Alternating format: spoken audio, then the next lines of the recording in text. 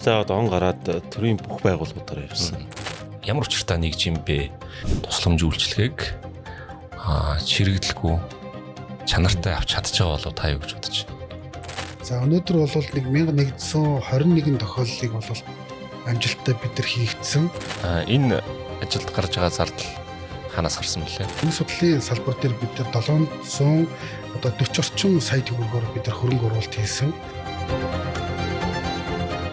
За энэ удаа би засаг дарга Зоригт баяр Орхон аймгийн бүсийн онцлог хэмжлэгийн төвийн захирал Нарын Эрдэнэ даргатай Орхон аймгийн эрүүл мэндийн салбарт 2025 онд хийгдсэн хөрөнгө оруулалтын ажлууд, хийгдсэн ажлууд, за энэ салбарт барьж байгаа бодлого, тулгамдж байгаа асуудал, хүний нөөц гээд ийм асуудлуудаар ярилцах гэж байна. Тэгэхээр та ажлаа авснаас хойш бүсийн онцлог хэмжлэгийн төв дээр юу н очсон уу?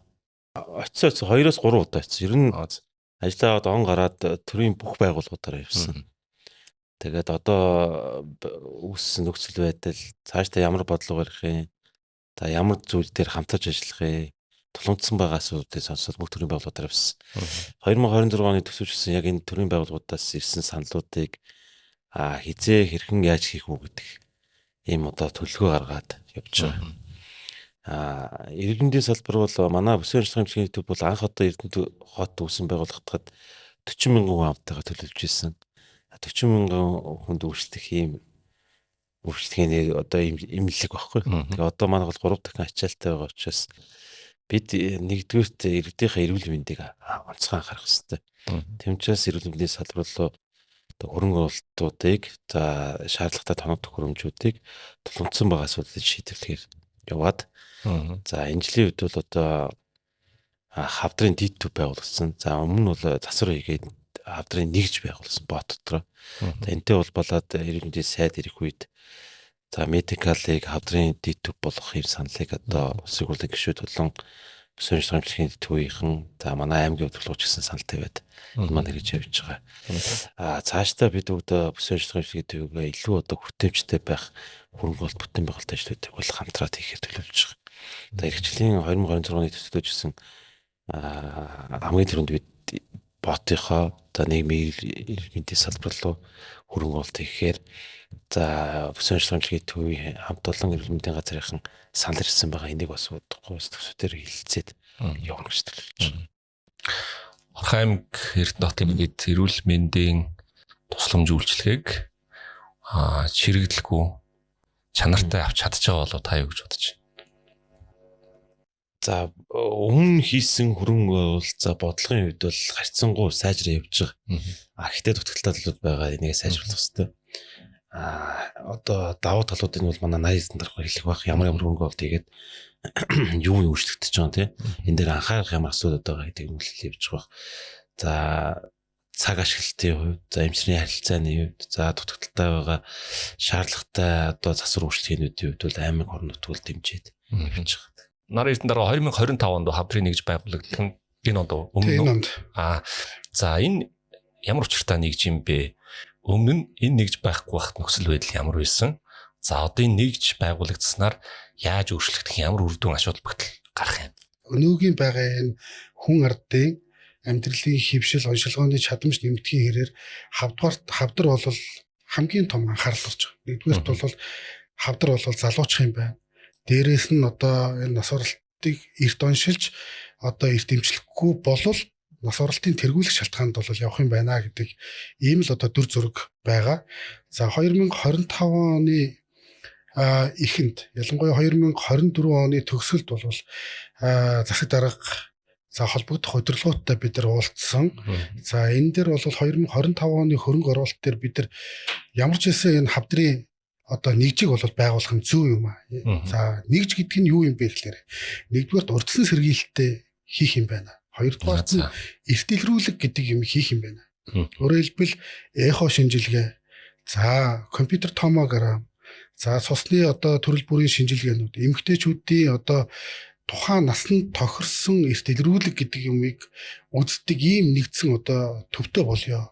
Энэ төв нь цаашлаа с хэжигтэй тохиол гарч байгаа бол энийхээ хавдар мөн үү биш үү гэдгийг эмгэг судлал руугаа хурдхан одоо хариугаа явуулаад ингээд ерөөсөө нэг өвчтөн орж ирэхэд одоо за өсрээд одоо 10 хоногийн дараа гэхэд бид нар бол хамгийн төсөглийн байдлаар бол энэ одоо эмчилгээ болон эмчилгээ түнтэй уялдсан одоо менежментийг сайжруулна гэдэг төсөөллөөр бол бид нар байгуулсан. За үүн дээр бол одоо засаг даргын одоо санаачлах юугаар бол бид нар үндсэндээ бүсийн онцлогын эмчилгээний төв дээр нийтдээ 12 өрөөг бол кабинетийг өнөөдөр засварт ороод үйл ажиллагаа бол чигдрээд бас ингэж явж байгаа. Ингээд яваад эхлэхээр бид нар бол хит хитэн тоног төхөөрөмжүүд бол зайлшгүй шаардлагатай болж байгаа. Бид нар өнгөрсөн хугацаанд бол энэ эхо шинжилгээ, за дүр санчилгааны төрөл бүрийн одоо шинжилгээнүүд байх нь нэгдүгээр хэрэгтэй боловч хамгийн гол шалтгаан нь бол эмгэг судлалын лабораторийн чадамж. Өөрөөр хэлэх юм бол хаана ямар онцлогдсноос үл хамааран одоо тухайн эд эрхтнийх нь эд эсийн шинжилгээ бол нэг газараа л төвлөрдөг. Энэ бол юу гэхээр эмгэг судлалын салбар болж байгаа. Тэгэхээр нэгж байгуулна гэдэг нь зөвхөн нөгөө нэг одоо объектив засаж байгаа юм биш. Хүний нөөцийнхөө хувьд бид нар хэрхэн яаж одоо чадамжтай болгож нөөцөө батлах юм. Цаашлаа тоног төхөөрөмжийн хувьд одоо хэрхэн сайжруулах уу гэдэг зүйл дээр бол 2025 оны бол онцлог том одоо хөрөнгө оруулалт болсон. За түүн дээр тухайлаад хэлэх юм бол түрүү нөгөө эмгэг судлалын одоо салбар гэсэн эмгэг судлалын салбар дээр бид нар 700 одоо 40 орчим сая төгрөгөөр бид нар хөрөнгө оруулалт хийсэн.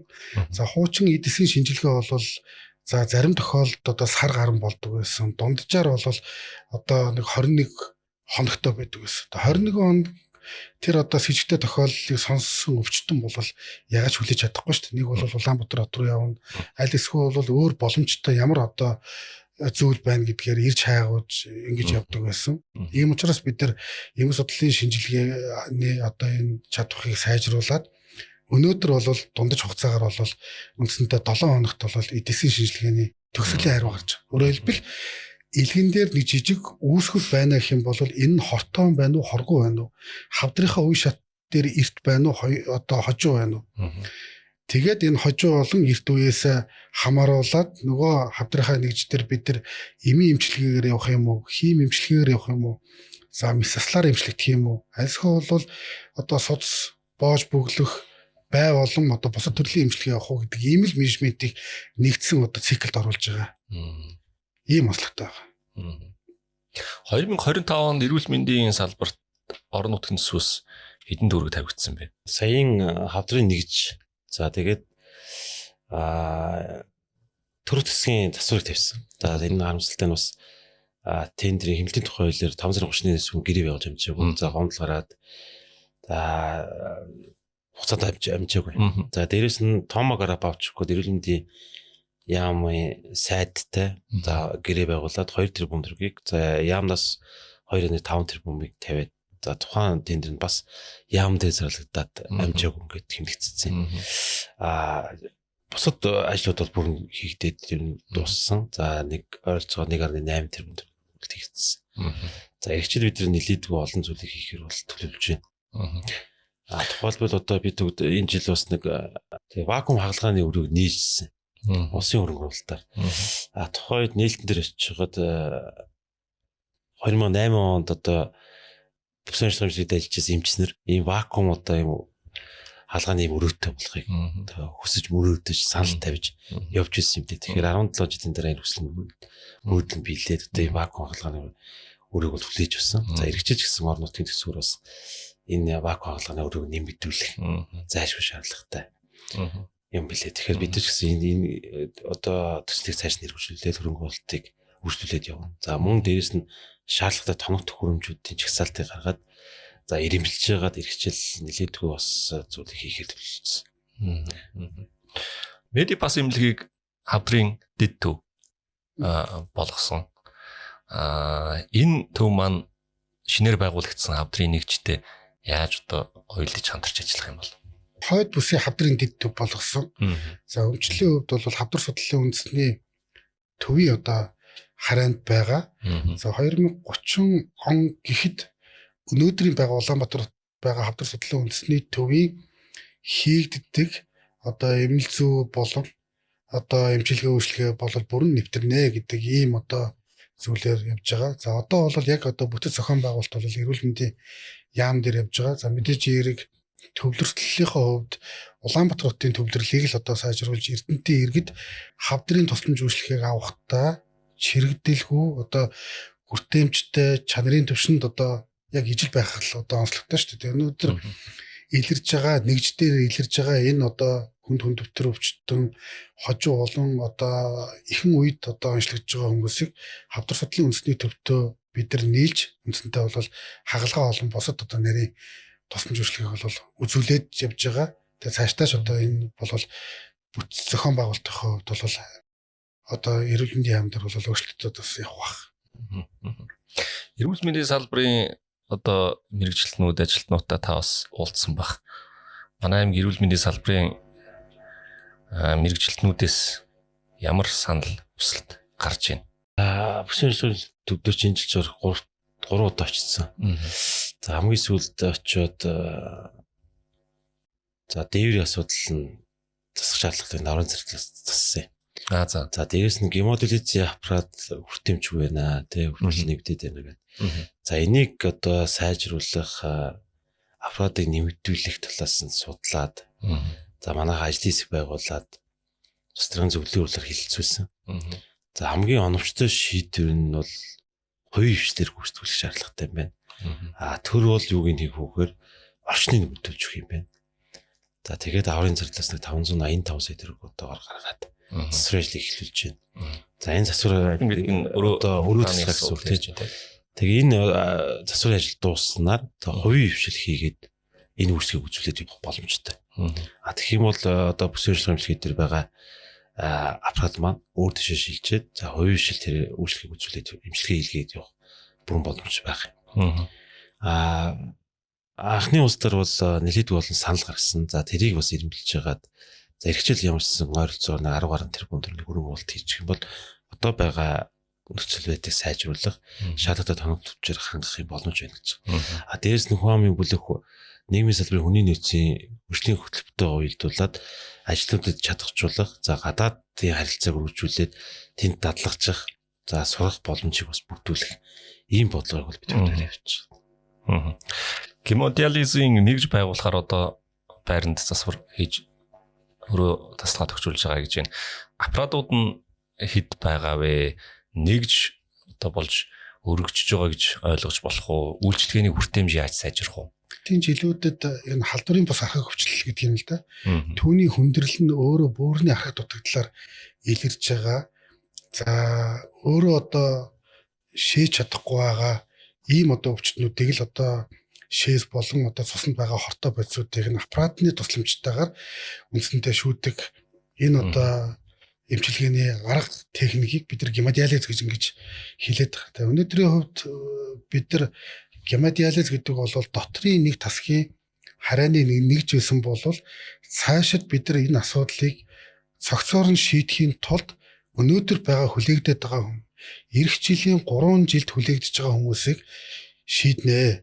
Инхийн тулд өрөө таслахаа одоо нэлээд томрох шаардлагатай. Цаашлаад энийг бол төвийн үйл ажиллагаа руу зохицуулъя л гэдэг ийм одоо шийдвэрийг бид нар гаргасан. Өнөөдрийн байдлаар бол 20 гаруй одоо аппаратыг тавих хэмжээний талбай дээр бол засаг даргын аварын зардлаар бол засвар үйлчилгээ ингээд хийгдээд явж байгаа. Ингээд энэ ондоо бид нар бол үндсэндээ төр хувийн хвшлийн түншлийн хүрээнд бид нар одоо хүлээгдэж байгаа хүн цаашид одоо ирээдүйд хүлээгдэж байгаа хүмүүстэр бол ямар ч хэсэн одоо очор дугааргүй яг стандартын дагуу эмчилгээ хийгдэх нөхцөл боломжууд бол бүрдэж байгаа. Бүсийн онцлогын эмчилгээний төвийн энэ жилийн бас нэг онцлог ажил амжилт бол энэ судсан доогуурах дотуурх онцлогооны үйлчилгээ гэж энийг хат илэрүүлж ярьж өгч. Бид нар чинь энэ цар тахлын дараа дэлхийн нийтээрээ л энэ цус бүлэглэлтэй холбоотой асуудал ялангуяа энэ халдварын бус архаг өвчлөлийн одоо тохиолдлууд нэлээ нэмэгдэж байна л. Тэгээд энэ утгаараа болвол энэ бүлэнд хүндрэлүүд буюу зүрхний одоо нас уралтын шалтгааны хамгийн нэг нөмөрт нь зүрхний цочмог шигдээс гэж байдаг. Энэ шигдээс тархины цус орволт энэ одоо цус эргэлттэй холбоотой асуудлуудыг шийдэхэд орчин үеийн техник технологи болох ангиограф гэж судсан дотоорох онцлогоо эмчилгээг бид нар нэвтрүүлээд эхэлсэн. За өнөөдөр бол 1121 тохиолдлыг бол амжилттай бид нар хийгдсэн. За энэ судсан дотоорох онцлогоо эмчилгээ нэгдснээрээ 1100 хүн Улаанбаатар хот руу явахгүй, цаг алдахгүй тусламжаа энэ ч авч байгаа нэгдүгээр. Хоёрдугаарт иргэн богино хугацаанд тусламж авна гэдэг маань эд эрхтний сэргэлт төдий чиний өндөр байна гэсэн. Тэгээ өндөр байх тусмаа эргээд нөгөө хөдөлмөрийн чадвар алдалт гэдэг юм буураад эхэлж байгаа ийм асуудлууд байна. Зүгээр цаашид бид нар бүс нутгийн ялангуяа Эрдэнэ хотын энэ эрүүл мэндийн салбарын бас нэг онцлогуд байна. Тухайлх юм бол зүрх судасны өвчлөлтөй холбоотой түүний хүндрэлүүдийг бууруулах дээр бол ангиограф бол асар том нөлөө үзүүлж байгаа. За цаашлаад бид нар хэм алдагдлыг застдаг болоод за хавдрын төрлийн эд эрхтнүүдийн судсыг боож бүглэх төрөл бүрийн хагалгаануудыг хийж эхэлснээрээ энэ ангиограф буюу судсан дотоорох онцлогоо эмчилгээний чадамж түүнийгээ дагсан эрүүл мэндийн үр дүн болоод төдийч нуурсч чад ингээд явна л. Засаг даргын үйл ажиллагааны хөтөлбөр төр нь эрүүл мэндийн салбарын ямар зорилтууд туссан байдаг юм бэ? Засаг үйл ажиллагааны хөтөлбөрт за эрүүл мэндийн өнөөгийн байдлыг сайжруулах, за шаардлагатай хөрөнгө оруулалтыг хийх, за эрүүл мэндэд анхаарах талаас нийгмийн эрүүл мэндийн салбар дээр нэлээдгүй анхаарал хандуулж байгаа. За бодлогын хөвчс нэг 8-аас 9 заалт бүхий. Үйл ажиллагааны хөтөлбөр тусгацсан байна. За энийг хэрэгжүүлэхийн тулд бид 25 онд бас нэг хөгжлийн хөтөлбөртөйгөө уялдуулаад за ажлын хэсэг байгуулад ингэ явж байгаа. За ингэсээр бид нөгөө заавал өвчтнийг өвчлөхөөс өвчтний дараа хэмжлэх биш. Урьдчилан сэргийлэх талаас нь ямар арга хэмжээ авах вэ? За мөн зөвхөн бүсийн ажиллагаа хэмжлэгээ төв дээр хэмжлүүлээд байхгүй. За өрхийн эрүүл мэндийн төв дээр нь яаж сайжруулах вэ гэдэг ийм бодлогын төвшөнд бол үйл ажиллагаанд тусгасан заалтууд байна. Дээрэс нь хүний нөөцөө яаж бэлтэх вэ? Төрийн зах зээл дээр дутагдaltaй байгаа нарийн мэргэжлийн эмчтрийг яаж бэлтэх вэ? За одоо байгаа эмчтрийг яаж чадахжуулах вэ? Ямар дэмжлэг үзүүлэх вэ гэдэг бодлогоудаа бол үйл ажиллагаанд хөтөлбөртөд тусгаад за үүнийг хэрэгжүүлсэн хөтөлбөрүүдийг баяжуулаад ингэ явж байгаа. Энэ салбарын хүний нөөцийг бэхжүүлэх тал дээр аймаг орон нутгийн зүгээс анхаарах ёстой юу? Энэ аль эсвэл яамны асуудал энэ дээр орон нутгийн зүгээс бодлого байгаа юу?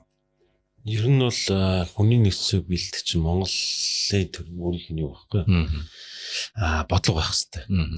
Ялангуяа эрүүл мэндийн салбар бол нарийн мэргэжлийн эмчтэй байдаг учраас нарийн мэргэжил байдаг учраас энэ дээр яам гэлтгүй орон нутгчсан онцгой анхаарч байгаа.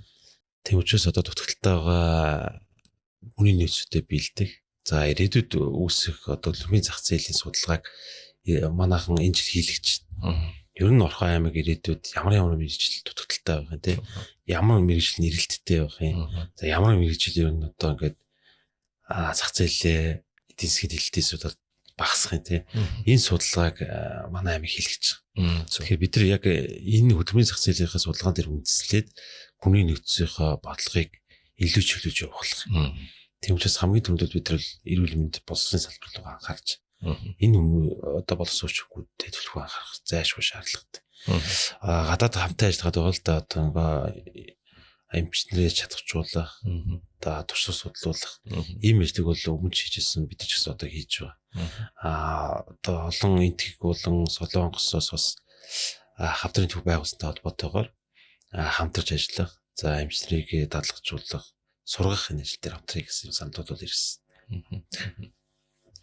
За эмч соёлын шимлэгийн эрүүл мэндийн салбарын мэргэжилтнүүдээ гадагшаа үйлч сургах, чадахжуулах тал дээр юу н ямар ажлууд хийж байна? За өмнө бол манайх бас эмч, багш, анхдагч ач санах гэсэн хөтөлбөрүүд ингээд явж ирсэн. Нэлээд олон хөтөлбөр.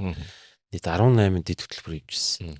За тэрийг ингээд бүгдийг нэгтгэхэд бид нар нөгөө хүн амын бүлэг, нийгмийн салбарын хүний нөөцийн хөгжлийн хөтөлбөр гэж багцаар нэг том хөтөлбөр болгоод. За өнөөгийн өөрөнд бид нөгөө боловсруучны асуудлууд шийдэх те.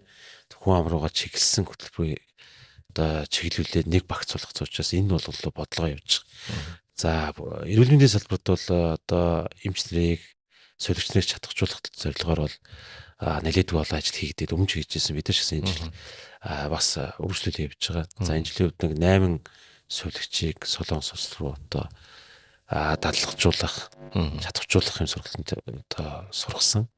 За үүнтэй холбоотойгоор дагаад хөрөнгө оруулалтын асуудлуудыг орон нутгаас шийдэх 580 сая төгрөгийн одоо тоног хүнчийг авч өгсөн. За энэ дээр ажиллах боловсруучгууд маань одоо гадаад улсын яваад чадахч гэсэн.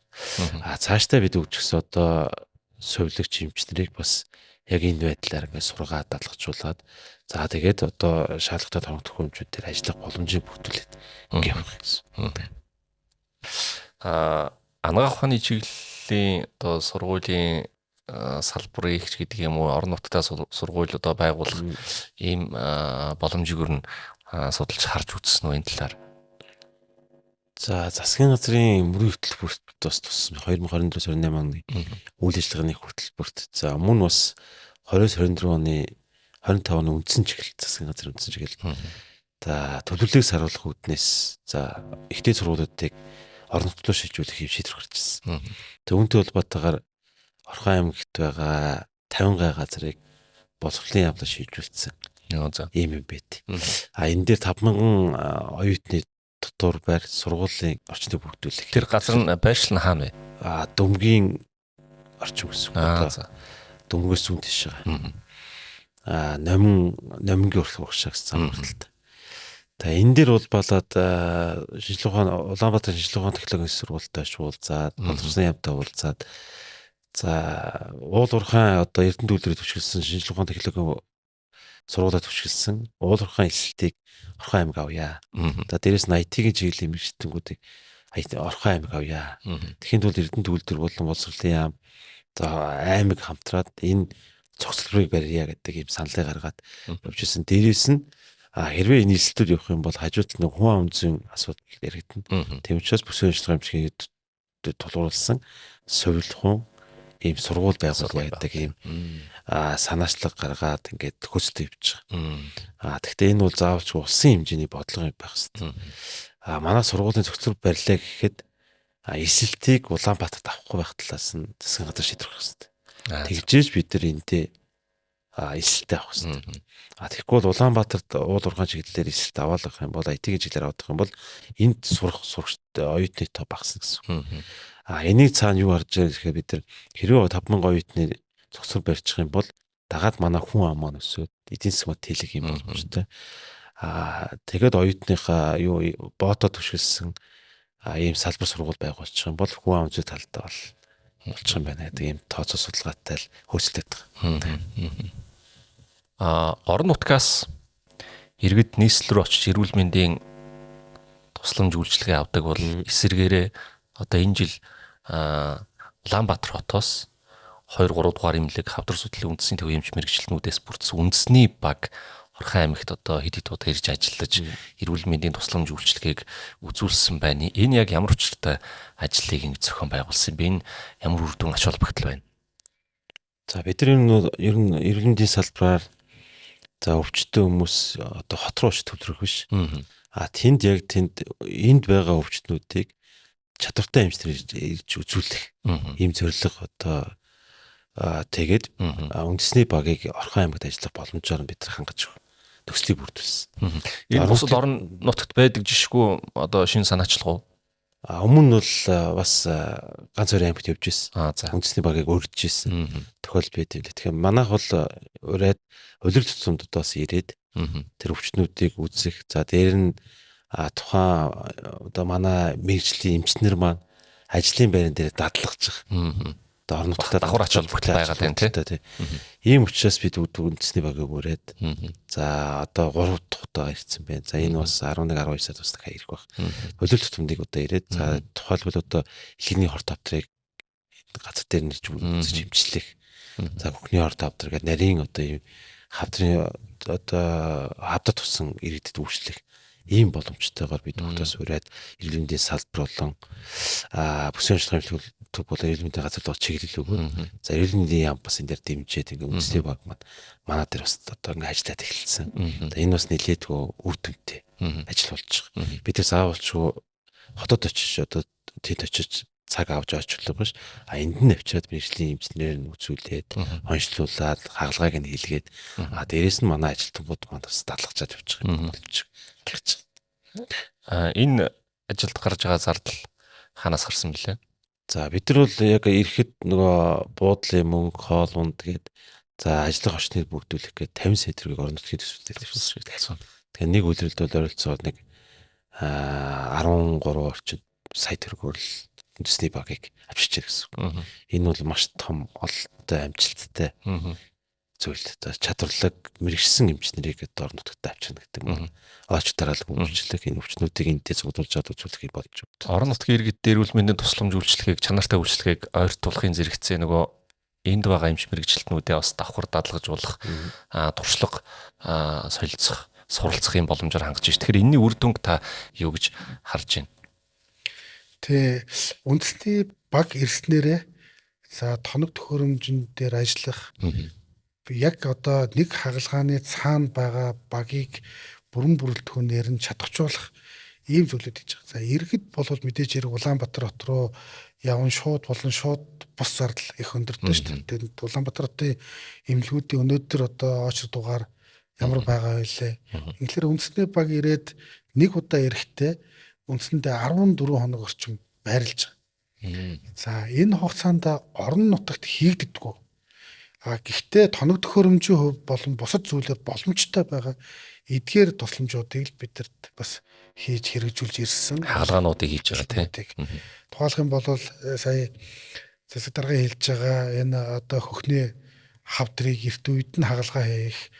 За илгэний одоо анхдагч хавдрыг 2 болон 3 дугаар үе шат 1-р үе шатанд нь хэсэгжилж одоо сегментээр нь тайрах хагалгаа, ходоодыг тайрах хагалгаа, за эмэгтэйчүүдийн хагалгаа, дээрэс нь одоо тухайн бай болж байгаа тэр эрхтнүүдийг бай эмчилгээгээр одоо хавдрын төрөл нэмэгдсэн л д. Үүнийг одоо бид нар бол хийгээд явсан. Тэгээ үүний ач холбогдол нь юу вэ гэхээр нэгдүгээрт эргэн төвдөө бол маш богино хугацаанд бол нарийн мэрэгжлийн тусламж үйлчлэгийг авч байгаа. Тэгээ нөгөө талдаа бүсийн онцлогын эмчилгээний төвийн одоо манай хагалгааны баг мэрэгжил нөхдөд бол ажлын байран дээрээ суралцах асар том боломжууд болж байгаа. Бид нар Улаанбаатар хотод мэрэгжил дээшлүүлээд энэ төрлийн сургалтыг бол орон гэрээсээ хол хамгийн багадаа гэхэд 3 сар ингээд 6 сар 2 жилийн хугацаанд сурдаг ийм онцлогтой мэрэгжил шүү дээ. Тэгээ энэ бодлого бол үндсэндээ бол хамгийн одоо үр өгөөчтэй юм л бас бодлоготой нэг. Энэ ажил үргэлжлэх эх хонд үндэсний багийг одоо авчрах зорилт тавьж байгаа юм.